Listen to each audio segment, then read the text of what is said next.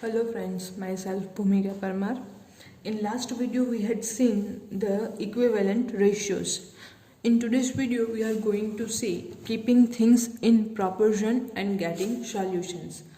तो हम लोगों को क्या करना होगा कि जो चीज़ें हैं उसको प्रोपोर्शन में रखनी होगी. प्रोपोर्शन क्या है एंड उसके सॉल्यूशन किस तरह से हम लोग फाइंड करेंगे तो वो हम लोग आगे देखते हैं. एक एग्जाम्पल के थ्रू हम लोग ये जो है वो उसको समझेंगे. Aruna made a sketch of the building she lives in and draw sketch of her mother standing beside the building. Aruna जो है उसने क्या किया कि बिल्डिंग जो है उसका शेप जो है वो ड्रॉ किया. स्केच ऑफ द बिल्डिंग वो जो जिस घर में रहती हैं उस घर का स्केच जो है वो उसने ड्रॉ किया है.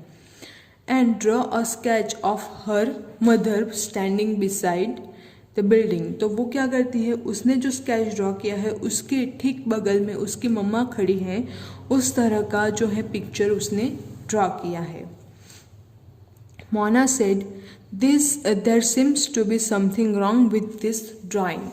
तो मोना जो है वो क्या बोलती है कि तुमने जो है वो ड्रॉ किया वो राइट है, लेकिन उसमें मुझे कुछ थोड़ा सा रॉन्ग दिख रहा है. There seems to be something wrong, यहाँ पे कुछ रॉन्ग जो है वो दिखाई दे रहा है. In this case the ratio of heights in the drawing should be the same as the ratio of actual heights. तो इसमें क्या करना है कि जो रियल का रेशियो है, रियल घर का रेशियो है वो, एंड उसकी जो इमेज ड्रॉ की है तुमने ये वाली, तो उसका जो रेशियो है वो सेम होने चाहिए. So actual height of a building upon actual ये जो है वो सेम होना चाहिए. इसका मतलब क्या होता है कि actual height of a building upon actual height of mother is equals to height of building in drawing divided by height of mother in drawing.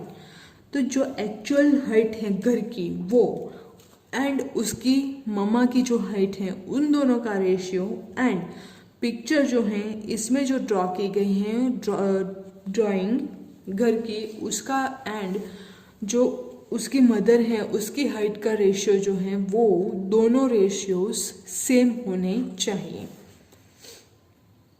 Only then would this be in proportion. तभी ये दोनों जो है वो proportion में होंगे, एक दूसरे से connected होंगे. Proportion यानी connected. Often when proportions are maintained, the drawing seems pleasing to the eye. Again हम लोग जो है proportion same रखते हैं अगर actual से जो drawing हम लोगों ने की उनके साथ, तो जो हम लोग पेंटिंग कर रहे हैं इट सिम्स प्लीजिंग यानी हम लोगों को जो एक्चुअल मीनिंग देखे हैं प्लीजिंग का तो वो होता है खुशी होना या आनंद देना.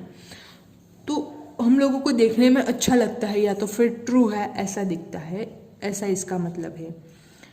Another example where proportions are used in the making of national flags. हम लोग जानते हैं नेशनल फ्लैग जो है हम लोगों का उसका परफेक्ट मेजरमेंट है. उसी मेजरमेंट में हम लोग जो है हम लोगों को जो है वो फ्लैग बनाना होता है. Flags are always made in a fix ratio of length and its breadth. तो जो फ्लैग है उसकी विड्थ एंड उसकी लेंथ, उसकी लंबाई एंड उसकी चौड़ाई का भी परफेक्ट रेशियो जो है वो होना चाहिए. These may be different for the different countries but are mostly around 1.5:1 और 1.7:1. यानी अगर हम लोग लेंथ जो है वो 1.5 लेते हैं तो विड्थ जो है वो हम लोगों को 1 लेनी होगी. सेम वे में अगर हम लोग 1.7 लेंथ लेते हैं तो विड्थ जो है वो हम लोगों को 1 लेनी होगी. We can take an approximate value of the ratio as 3:2. तो हम लोग जो है वो approximate value जो है या तो फिर रेशियो जो है वो क्या लिख सकते हैं 3:2. यानी अगर हम लोग लेंथ जो है वो 3 लेते हैं तो हम लोग जो इसकी विड्थ लेंगे वो 2 लेंगे. Even the Indian post card is around the same ratio. तो इंडियन जो पोस्ट कार्ड है, यहाँ पे आप लोग इमेज में देख सकते हैं, तो इस तरह का जो इंडियन पोस्ट कार्ड है वो पोस्ट कार्ड भी रेशियो में ही हम लोगों के पास होता है, और उसका जो रेशियो है वो है 3:2।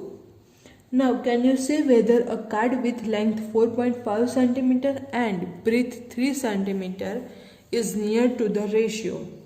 That is, we need to ask, is 4.5 is to 3.0 is equivalent to 3:2?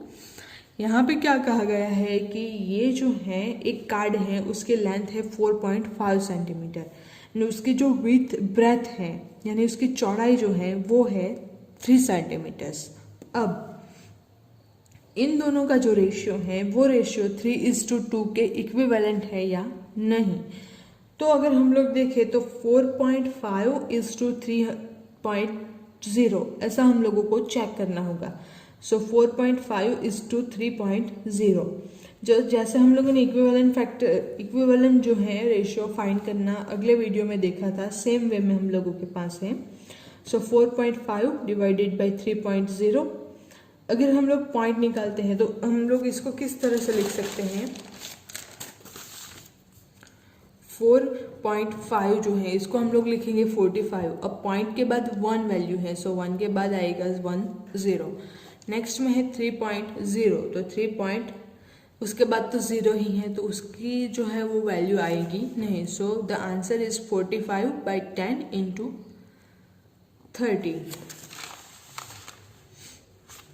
सो हम लोगों को जो है, हम लोगों के पास यहाँ पे है 3.0, यानी कि 3 के बाद जो वैल्यू है वो आएगी 1 पॉइंट के बाद 1 वैल्यू है, सो अगेन डिवाइडेड बाई 10। तो ये वाला तो यहाँ पे हो गया। अब ये जो है वो सीधा ऊपर चला जाएगा, सो 10 जो है वो यहाँ पे आ जाएगा, ये वाला 10। सो 10 and 10 cancel out, so the answer is 45/30। अब इसका सिंप्लीफिकेशन तो आप लोग जानते हैं, 15 multiply with 3 45 and 15 multiply with 2 45। So the answer is 3/2। तो जो रेशियो अगर हम लोग फॉर्म में लिखे तो 3:2। तो इस तरह से हम लोगों को रेशियो जो है वो 3:2 मिलता है। अब यहाँ पे हम लोगों को दिया गया है वो रेशियो भी 3:2 ही है। तो इस तरह से हम लोग जो है वो फाइंड कर सकते हैं। अब नेक्स्ट जो एग्जांपल हम लोगों के पास नेक्स्ट जो है, we see a wide use of such proportion in real life. Can you think of some more situations. तो ये जो रेशियो है वो हम लोग अपनी बहुत सारी डे टू डे लाइफ में यूज़ कर सकते हैं। जैसे आपका किचन जो है वो उसका प्लेटफॉर्म अगर हम लोग लें तो उसकी लंबाई एंड चौड़ाई जो है उसका भी रेशियो होगा।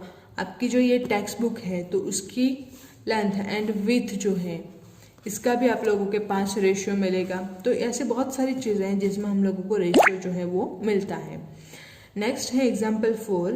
तो ये जो एग्जाम्पल है, ये वाला एग्जाम्पल हम लोग नेक्स्ट वीडियो में देखेंगे, एंड उसके साथ जो है हम लोग यूनिटरी मेथड जो है वो भी देखेंगे, किस तरह से हम लोग यूनिटरी मेथड से जो है वो फाइंड रेशियोज और उसके इक्विवेलेंस, तो वो सारे किस तरह से फाइंड कर सकते हैं वो हम लोग नेक्स्ट वीडियो में देखेंगे।